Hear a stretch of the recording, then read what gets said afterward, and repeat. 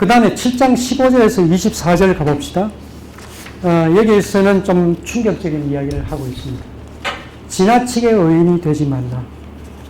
15절부터 제가 읽겠습니다. 나의 덧없는 나를 사는 동안 내가 그 모든 일을 살펴보았더니 자기의 어려움 때문에 망하는 의인이 있고 자기의 악행으로 오래 사는 악인이 있다. 지나치게 의인이 되지도 말며 지나치게 지혜자도 되지 말라. 왜 내가 스스로를 망치려느냐. 지나치게 악인이 되지도 말며 지나치게 어리석지도 말라. 어찌하여 때가 아닌데 내가 죽으려고 하느냐. 너는 이것도 잡으며 저것에도 내 손을 놓지 아니하는 것이 좋다. 참으로 하나님을 경외하는 자는 이 모든 일에서 벗어날 것이다. 여러분 어떻게 생각하십니까? 지나치게 의인이 되지 말라. 지나치게 악인이 되지 말라는 것은 다 공감을 합니다. 그러나 지나치게 의인이 되지 말라 하는 것은 또 무슨 뜻입니까? 우리 보통 이렇게 처세술 생각을 하면은 모난 돌이 정 맞는다고 튀지 말고 이렇게 조용조용하게 이렇게 사는 것이 더 좋다 하는 어떤 처세술을 우리가 생각하기 쉽습니다. 과연 처세술을 이야기하는 것입니까? 그건 아닌 것 같아요. 이 말은 설명하기가 좀 쉽지 않습니다만은 제가 보기에는 인간의 거인주의를 경계하는 것 같습니다. 하나님 없어도 사람이 다 할 수 있다 하는 이런 생각. 자부심을 가지는 건 좋고 자신감을 가지는 건 좋아요. 그러나 하나님을 넘어서서 하나님을 제외하고 가려고 하는 그 생각은 위험하다는 그런 이야기입니다. 이것을 가지고 거인주의를 경계하는 말이다. 이렇게 한번 풀어보았습니다. 그러면서 전도서에서는 결론적으로 이야기하는 것이 뭐냐면 지금 현재 이 시간을 누리고 즐기면서 살아라. 그런 이야기를 하고 있습니다. 9장 1절에서 12절 한번 봅시다. 사랑하는 아내와 함께 즐겁게 살아라고 이야기를 하고 있습니다. 그러면서 어떤 표현을 쓰느냐 하면 살아있는 개가 죽은 사자보다 낫다. 그러면서 죽음이라는 것은 인간의 손이 닿지 않는 어떤 곳이며 가능성이 없어져 버리는 그러한 경지가 바로 죽음이다. 그런 이야기를 하고 있습니다. 이런 이야기를 들으면은 과연 우리가 이제껏 생각해왔던 부활신앙과 어떻게 매치를 시킬 수 있느냐 하는 그런 질문을 할 수밖에 없습니다. 사는 게 더 낫다. 이것만 생각을 하면 말입니다. 우리가 부활한다는 것은 하나님에 의해서 우리가 다시 살아나는 것이요. 그렇다고 해서 우리가 신이 되는 건 아닙니다. 우리가 천사가 되는 것도 아니에요.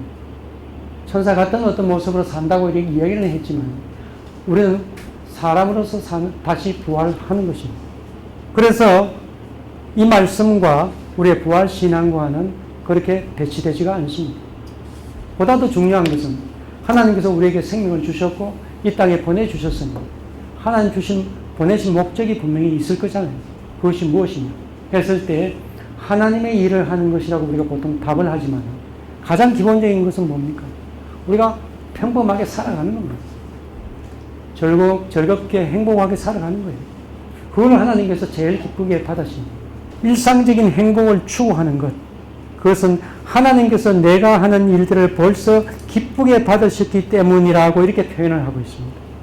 마치 제사를 받으시듯이 우리의 예배를 받으시듯이 하나님께서 우리가 일상적으로 소소하게 살아가는 이 모든 모습을 예배와 같이 그렇게 기쁘게 받으시신다는 거죠. 그것이 바로 우리에게 주어진 몫이라는 거죠. 그렇게 생각한다면은 우리가 태어나고 죽는 것도 하나님께서 우리에게 주신 몫이지.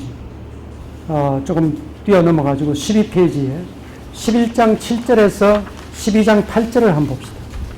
이 부분은 조금 중요해서 우리 번역하고 조금 틀리기 때문에 이 번역문을 그대로 실었습니다. 빛은 실로 아름다운 것이다. 눈으로 해를 보는 것이 즐거운 일이다. 사람이 여러 해를 살고 그 모든 날을 즐거워한다. 그러나 캄캄한 날들이 많으리라는 것을 생각하라. 다가오는 모든 날들이 덧없다. 9절 이하는 같이 한번 읽어볼까요? 원래 성경은 소리내어서 읽는 것이 더 낫습니다. 청년들이여 젊은 시절을 기쁘게 지내라. 젊은 날에 내 마음으로 즐거워하라.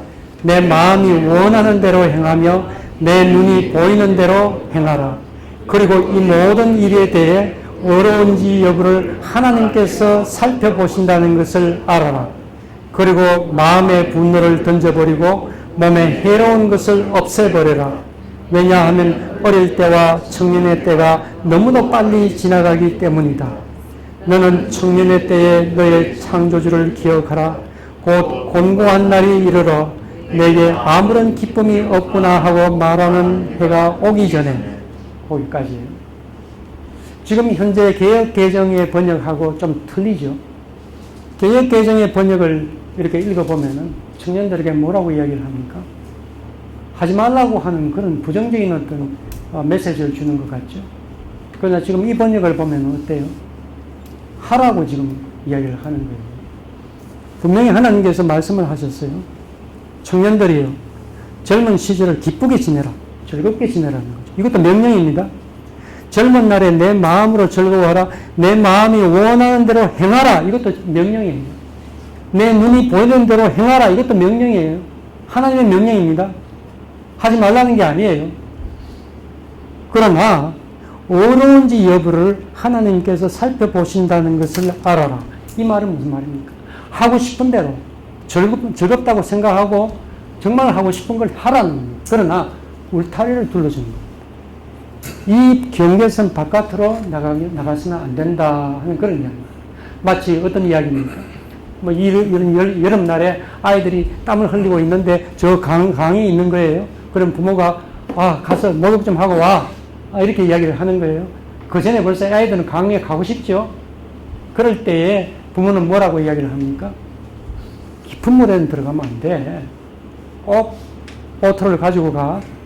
이렇게 이야기하는 것은 뭡니까? 위험하기 때문에 그 이상은 하지 마라 하는 경계선을 이렇게 둘러주는 것이 아이들한테 강에는 절대 가지 마. 이렇게 하는 것은 아니잖아요. 이게 바로 청년들에게 하는 하나님의 명령입니다. 하라는 거예요. 그게 기본적인 명령입니다. 다만 다른 사람을 상처 입히거나 다른 사람이 해대는 그런 어떤 일은 하지 말라 하는 이런 식으로 울타리를 둘러주는 거예요. 10절에는 마음의 분노를 던져버리고 몸에 해로운 것을 없애버리라. 왜냐하면은 어릴 때와 청년의 때가 너무도 빨리 지나가기 때문입니다. 헛되기 때문이라고 이렇게 번역을 했죠. 저는 너무도 빨리 지나가기 때문이라고 그렇게 번역을 합니다. 이 시간이 너무 좋고 너무 좋은데 너무 빨리 지나가기 때문에 정말 귀하게 정말 즐겁게 그렇게 지내라는 거예요. 오히려 긍정적으로 하나님께서 격려하고 계십니다. 그런데 우리 번역이 조금 이상하게 번역이 돼가지고 굉장히 부정적으로 이야기하는 것이 마치 젊은이들 보고 하지 말라는 식으로 그렇게 하는 듯한 그런 번역이 되어 있어서 참으로 안타까운 겁니다.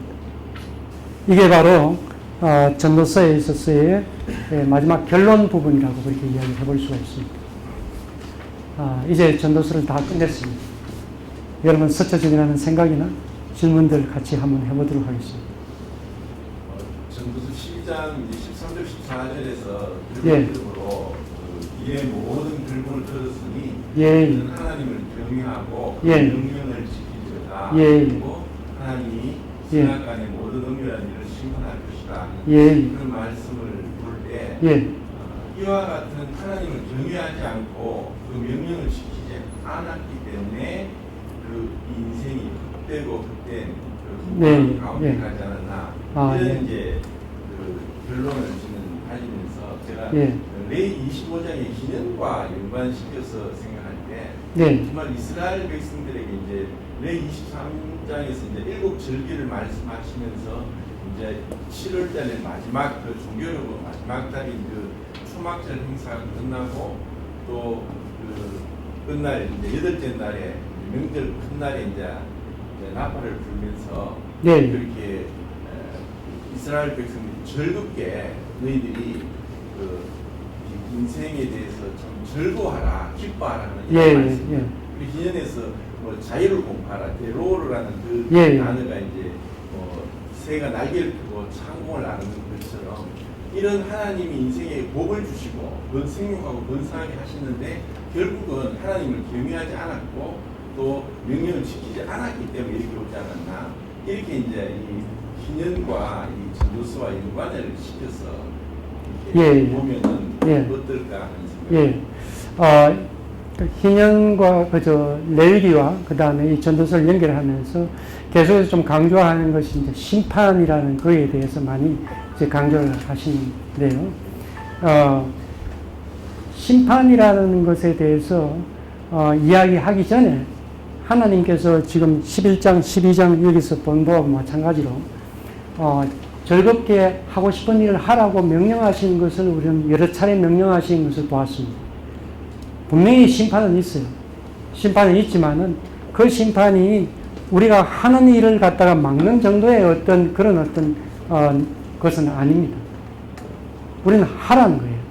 하지만은 거기에서 남을 해치거나 남에게 해를 주거나 하는 이런 어떤 것은 하지 마라. 그러면 심판이 온다는 거죠. 그걸 염두에 두라는 거죠. 그런 내용이지 심판 때문에 앞에 우리가 즐겁게 내 마음에 원하는 대로 하라 하는 것을 하지 말아라 하는 것으로 그렇게 나가는 것은 전도서의 원래 취지가 아닙니다. 레위기에서 그 장막절에서 즐거워하고 하는 것은 당연히 명절 때니까, 그리고 또 추수 때니까 하나님께 감사하면서 그렇게 모두가 즐거워하는 것.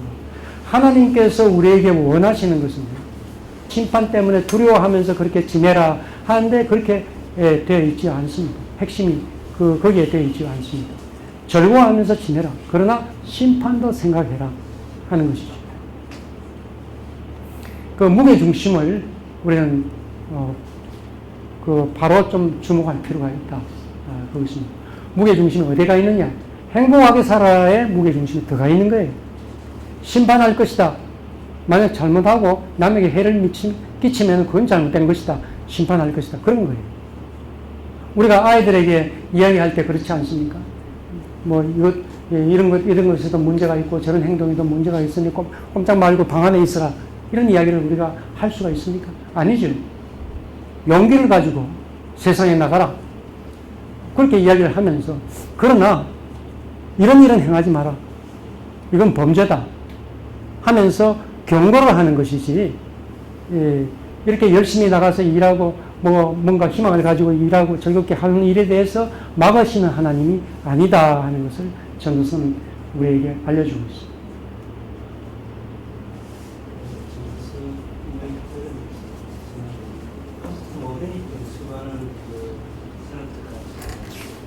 포스트 모더니즘에 대해서. 이 부분을 전도서를 통해서 볼 때 긍정적으로 접근할 가능성이 좀 당연합니다. 긍정적이죠. 전도서에. 수학행위를 그렇게가 전도서를 알고 그랬는지 모르겠는데 연로라든지 물론 이제 그 안에도 부정적인 측면이 있을 수는 있겠지만 전도서 마지막에서 하나님의 눈을 이렇게 인식하고 하라고 이 말씀 속에서 그 경계선을 삼는다면 포스트 모던한 철학이나 현상이나 이런 그 젊은 층들이 추구하는 그런 삶의 가치들을 상당히 전도서를 통해서 새로운 좀 패러다임을 열 수 있겠죠. 맞습니다. 전도서는 기본적으로 기존에 가지고 있던 우리의 어떤 신학과 전통과 그 생각으로는 설명이 안 되는 것에 대해서 질문을 하고 있는 거예요. 지금 젊은이들, 지금 앞으로 다가오는 우리의 시대는 기존의 것 가지고 설명이 되질 않아요. 그리고 각 개인이 가지고 있는 그 다양성을 다 이렇게 포용하기가 힘듭니다. 뭔가 새로운 것이 나와야 돼요. 새로운 어떤 설명이 있어야 돼요. 거기에 대해서 전도서는 확 열어놓고 있는 거예요. 하나님 엽기에 들어가 보면 하나님께서 대화할 준비가 되어 있다고 그렇게 나와 있고요. 얼마든지 새로운 신학과 새로운 사고가 이게 나올 수 있도록 이 여지를 열어두는 것이 바로 전도서와 엽기입니다.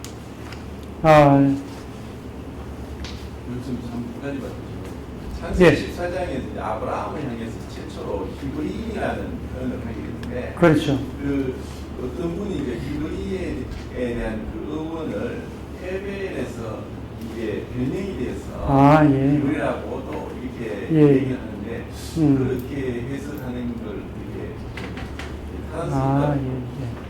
그건 조금 그렇습니다. 우리가 히브리라고 하지만은 사실은 히브리가 아니고 이입니다. 이브리입니다. 이브리. 그리고 헤벨은 해입니다. 해서 이게 틀립니다.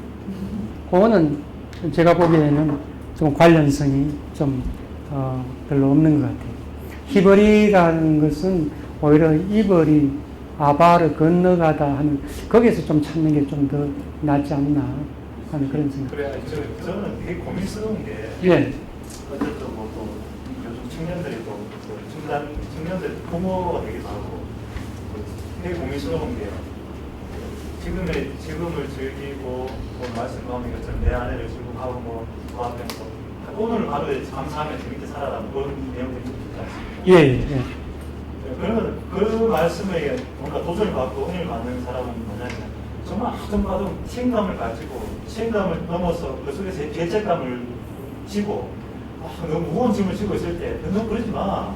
그럴 필요 없어. 뭐 이렇게 다가살 때 이게 말씀이 도전도 되고 뭔가 새롭게 다가서기도 하고 그렇지 않겠습니까? 예.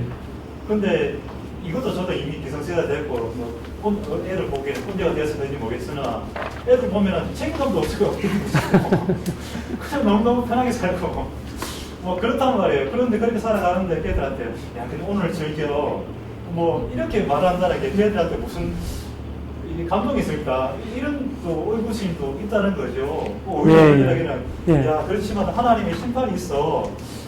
이렇게 말하는 게 물론 그렇게 얘기한다고 걔들한테 씨앗이 또 안 먹히겠지만은 그렇게 말한다는 그 자체가 지금의 상황에 있는 애들에게는 또 어떻게 받아들일까? 예.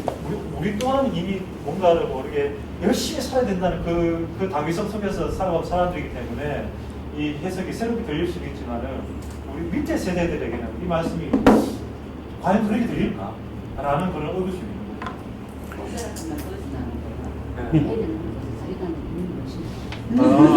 그렇죠. 예. 아니고요. 네, 맞아요. 엄마 시대에 그 직장을 구하는 거하고 네. 우리 직장 생활하고 내가 지금 놀고 있지만 너무 네. 힘들다는 거예요. 맞아요. 그래서 초등학교 3학년 주말 안에는 그 학원 밑에 중학생이 초등학교 담배를 피우는 거야. 네.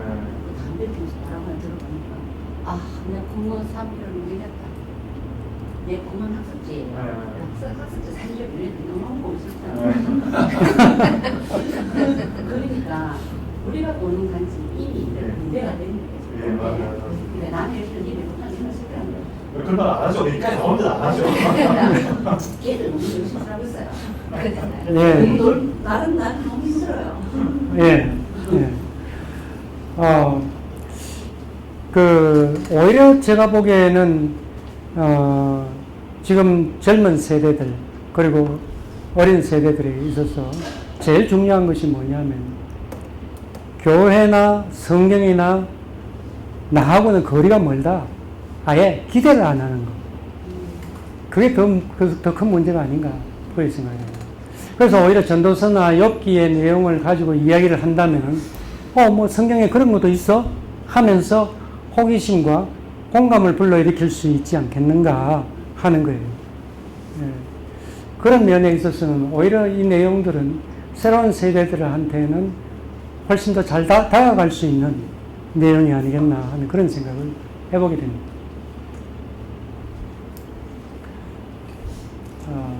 특별한 시간을 내가지고 이렇게 같이 공부할 수 있어서 저도 무척 감사하고 기쁩니다. 감사합니다.